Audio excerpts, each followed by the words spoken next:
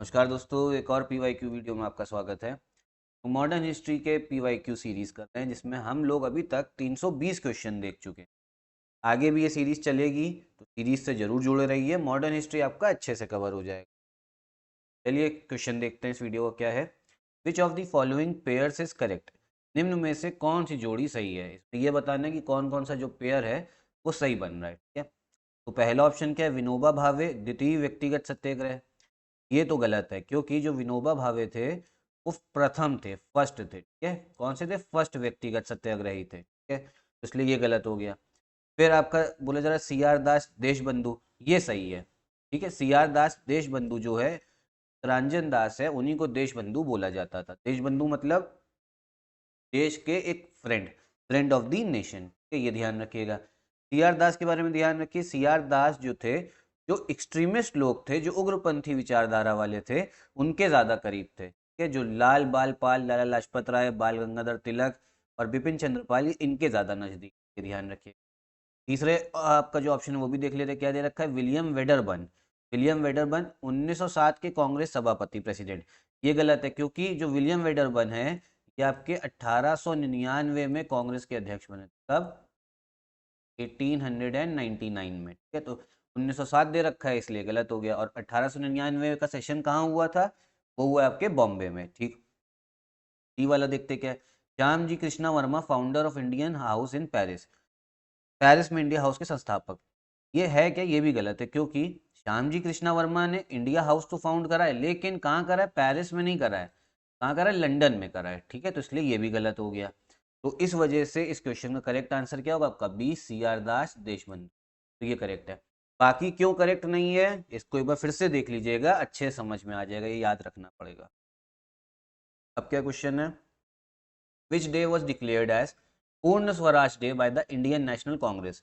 भारतीय राष्ट्रीय कांग्रेस द्वारा किस दिन को पूर्ण स्वराज दिवस घोषित किया गया था? तो घोषित किया गया था आपका 26 जनवरी 1930। 26/1/1930। ठीक है, पूर्ण स्वराज की बात आपके कौन से सेशन में हुई है? वो ही है आपके लाहौर सेशन में। कब हुआ था लाहौर सेशन? ये हुआ था 1929 में। जो सेशन होता था कांग्रेस का वो दिसंबर महीने में ही होता था, आखिरी में। दिसंबर 1929। उसके बाद में पूर्ण स्वराज किस दिन घोषित करा गया? 26 जनवरी को। मतलब ज्यादा अंतर नहीं था दिनों में। साल बदल गए क्योंकि दिसंबर और जनवरी की बात हो रही है। अब 1929 के जो सेशन था के अध्यक्ष कौन थे? वो थे आपके जवाहरलाल नेहरू। कौन? जवाहरलाल नेहरू। अब 26 जनवरी इसकी इसकी डेट की इंपॉर्टेंस भी इसलिए है कि हमारा संविधान लागू कब हुआ है? वो भी लागू कब हुआ? 26 जनवरी को। हम लोग रिपब्लिक डे, गणतंत्र दिवस किस दिन मनाते हैं? 26 जनवरी को मनाते हैं। तो वो 26 जनवरी का दिन इसीलिए चुना गया था क्योंकि कांग्रेस ने 26 जनवरी 1930 को पूर्ण स्वराज दिवस घोषित किया था। पूर्ण स्वराज का मतलब होता है कंप्लीट इंडिपेंडेंस, पूर्ण स्वतंत्रता। ठीक है। Who drew Gandhi ji's attention to the plight of indigo peasants in Champaran? Champaran में इंडिगो के किसानों की दया की और गांधी जी का ध्यान किसने आकर्षित किया? देखिए, ये आकर्षित किया आपके राजकुमार शुक्ला ने। ठीक है, ये क्वेश्चन भी काफी बार आ चुका है। चंपारण गांधी जी कब गए थे? वो गए थे 1917 में। वहां पे इन्होंने अपना पहला सत्याग्रह करा था गांधी जी ने। ठीक है, तभी ये नेशनल पॉलिटिक्स की बात करें, तभी गांधी जी जो है नेशनल पॉलिटिक्स में सामने आए। मतलब तब इनका नाम जो था काफी प्रसिद्ध हुआ था चंपारण सत्याग्रह से। उसके पहले इनको कोई नहीं जानता था क्योंकि 1915 में तो ये भारत आए ही हैं। कब आए गांधी जी भारत में? 1915 में आए। ठीक है। कहाँ से आए? वो आए साउथ अफ्रीका से। माफ कीजिएगा, मेरी खांसी जो है फिर से चालू हो गई है तो थोड़ा बहुत आप लोग तो एडजस्ट कर लीजिए। अगला क्वेश्चन देखते हैं क्या है। The dual system of governance in Bengal was enforced by Bengal में द्विशासन प्रणाली किसके द्वारा लागू की गई? ये लागू की गई थी आपके रॉबर्ट क्लाइव द्वारा। ठीक है, कब करी गई है? 1765। अब ये दुशासन में क्या था? इन्होंने ये बोल दिया जो कंपनी है वो टैक्स कलेक्ट करेगी, दीवानी राइट आ गई कंपनी के पास टैक्स। और जो निज़ाम था उसको बोल दिया आप करो एडमिनिस्ट्रेशन, मतलब प्रशासनिक काम जितना होगा एडमिनिस्ट्रेशन का काम वो निज़ाम को दे दिया। तो मतलब ऐसा समझिए, पैसा सारा कंपनी इकट्ठा कर रही है, अंग्रेज कर रही है, ईस्ट इंडिया कंपनी, और नवाब को दे दिया प्रशासनिक काम। अब ये बताइए, प्रशासनिक काम में तो पैसे की जरूरत पड़ेगी ना, तो ये निजाम को जो नवाब थे उनको बार बार किससे मांगना पड़ेगा? कंपनी से। तो मतलब एक तरीके से कंपनी ने जो निज़ाम, तो उनको एक तरीके से कठपुतली बना लिया था। और जो आपका द्विशासन है, डुअल सिस्टम ऑफ गवर्नेंस है, ये बहुत बड़ा फेलियर भी था। इससे बंगाल की इतनी खराब सिचुएशन हो गई थी, क्या, तो ये भी ध्यान रखिएगा। चालू किसने किया? रॉबर्ट क्लाइव ने। अगला क्वेश्चन क्या है? Who among the following participated in the parliament of religions held at Chicago in 1893? इनमें से किसने 1893 में शिकागो में आयोजित धर्म संसद में भाग लिया? तो ये भाग लिया आपके स्वामी विवेकानंद ने। ठीक है। स्वामी विवेकानंद इसके प्रतिनिधि थे? हिंदू धर्म के, हिंदुइज्म के। अलग अलग धर्म के प्रतिनिधि आ रखे थे, रिप्रेजेंटेटिव आ रखे थे। तो हमारे हिंदू धर्म के कौन प्रतिनिधि थे, रिप्रेजेंटेटिव थे? वो थे स्वामी विवेकानंद। कहाँ गए थे? शिकागो में। शिकागो कहाँ पर है? वो है आपके अमेरिका में, ये भी याद रखिए। नेक्स्ट क्वेश्चन देखते हैं क्या है। हु एस्टैब्लिश स्वराज पार्टी इन 1920? 1923 में स्वराज पार्टी का गठन किसने किया? ये करा है आपके सी आर दास और मोतीलाल नेहरू ने। ठीक है, तो ये याद रखिए, क्वेश्चन काफ़ी बार डिस्कस कर चुके हैं हम लोग, सी आर दास व मोतीलाल नेहरू। मोतीलाल नेहरू आपके जवाहरलाल नेहरू के फादर भी थे। के फादर थे जवाहरलाल नेहरू, मोतीलाल नेहरू फादर थे। सी आर दास को देश बंधु बोला जाता है, ये बता दिया। और क्यों स्थापना की थी स्वराज पार्टी की? क्योंकि कांग्रेस से असहमति थी। कांग्रेस कह रही थी कि हम लोग जो विधायिका है, जो लेजिस्लेटिव काउंसिल उस समय बन रखी है, उसमें हिस्सा नहीं लेंगे। तो इन्होंने बोला कि नहीं, हिस्सा लेना चाहिए और अंदर जाके ये बताना चाहिए कि अंग्रेजों ने जो काउंसिल बना रखी है वो सही में लोकतांत्रिक है ही नहीं। बोल रहे हैं अंग्रेज सिर्फ की लोकतांत्रिक, हमने आपको सभाएं दे दी हैं, लेकिन वो है नहीं, और वहां जाके कानूनों का विरोध करना है। ऐसा किसका कहना था? यारदास और मोतीलाल नेहरू का, इसीलिए इन्होंने एक स्वराज पार्टी बनाई थी। अगला क्वेश्चन क्या है? Who wrote the famous play Neel Darpan in which operation of indigo farmers is displayed? प्रसिद्ध नाटक नील दर्पण, जिसमें इंडिगो की खेती करने वाले किसानों के दमन का चित्रण किया गया, की रचना किसने करी? ये करी है आपके, अच्छा, इंडिगो के बारे में भी काफी बात कर ली हम लोगों ने, तभी गांधी जी चंपारण सत्याग्रह भी करने गए थे। डिटेल में पुरानी वीडियोस में बहुत समझाया इंडिगो वाला, तो इसको एक बार देखिएगा, पुरानी सीरीज। ठीक है, तो ये ने लिखा है, ये लिखा है आपके दीनबंधु मित्र ने। ठीक है, किसने?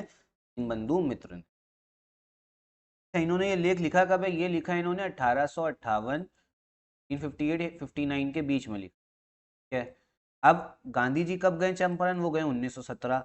मतलब ये समझिए 1858 में भी जो किसान जो नील क्रॉप उगा रहे थे, नील फसल उगा रहे थे, तब भी उनकी दुर्दशा थी, और 1917 में भी दुर्दशा है, क्योंकि गांधी जी भी 1917 में चंपारण गए थे। किसके लिए? जो इंडिगो फार्मर्स, जो फार्मर्स इंडिगो ग्रो कर रहे थे उनके लिए। ठीक है, क्योंकि उनकी भी सिचुएशन तब भी खराब थी। अगला क्वेश्चन क्या है? The famous battle of Wandiwash in 1760 was fought by the British against whom? 1760 का प्रसिद्ध वन डिवॉश का युद्ध अंग्रेजों द्वारा किसके खिलाफ लड़ा गया? तो ये लड़ा गया है फ्रांसीसी फ्रेंच के खिलाफ में। देखिए, सिर्फ इंग्लिश ही ऐसी कंपनी नहीं थी, इंग्लिश ईस्ट इंडिया कंपनी ऐसी इकलौती कंपनी नहीं थी जो भारत आई थी। बाकी सारी कंपनीज आई हैं, पुर्तगाली भी आई है, फ्रांसीसी भी आई है। और यहाँ पे अंग्रेजों ने हमारे जो राजा महाराजा थे उनको तो हराया ही, साथ में बाकी कंपनियों के साथ भी इनकी लड़ाई हुई है। उसमें लड़ाई इनकी एक हुई है फ्रांसीसियों के साथ में, फ्रेंच के साथ में। ठीक है, और ये तीसरी इनकी 3 युद्ध हुए हैं, किसके बीच में? अंग्रेजों और फ्रेंच के बीच में, फ्रांसीसी। तो ये वाली जो वॉर थी, ये तीसरी थी, थर्ड। और इसको कार्नेटिक वॉर बोला जाता है। कौन सी? कार्नेटिक। ठीक है, कार्नेटिक की साउथ इंडिया में हो रही थी। साथ ही साथ में ये क्या था, इसमें जीता कौन था? इसमें जीते थे आपके अंग्रेज जीते। तो यहीं से उनका रास्ता साफ हो गया था, यहीं पता लग गया था कि भारत पे अब कब्जा कौन करेगा, भारत इसका साम्राज्य बनेगा, वो अंग्रेजों का बनेगा। इस युद्ध ने ये बता दिया था। ठीक है, नेक्स्ट क्वेश्चन क्या है? विच of the following acts introduce separate electorate system in India? निम्न में से किस अधिनियम ने भारत में पृथक निर्वाचक मंडल का आरंभ किया? तो सेपरेट इलेक्टोरेट सिस्टम, ये तो किस कौन से एक्ट से हुआ? ये हुआ आपका 1919 के इंडियन काउंसिल एक्ट, भारतीय परिषद अधिनियम 1919। इस कानून को अच्छा मॉर्ले मिंटो रिफॉर्म्स भी बोला जाता है। क्या? Morley Minto. मॉर्ले उस समय के सेक्रेटरी ऑफ स्टेट थे और मिंटो उस समय पे वाइस रॉय थे। 1919 में आया था। तो ये सेपरेट इलेक्टोरेट होता क्या है? इसका मतलब ये था, कोई अगर मुस्लिम कैंडिडेट चुनाव लड़ने जा रहा है, उसको वोट कौन कर सकता है? उसको वोट जो है सिर्फ मुस्लिम लोग ही देंगे।